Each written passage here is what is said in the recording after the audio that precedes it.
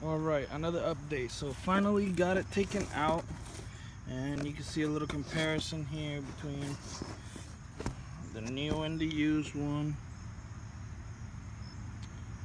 A lot dirtier, so now I'm just gonna take that out and swap reservoirs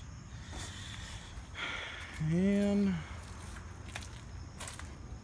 put it back together, and then I gotta bleed it. Yep, this is pretty much it.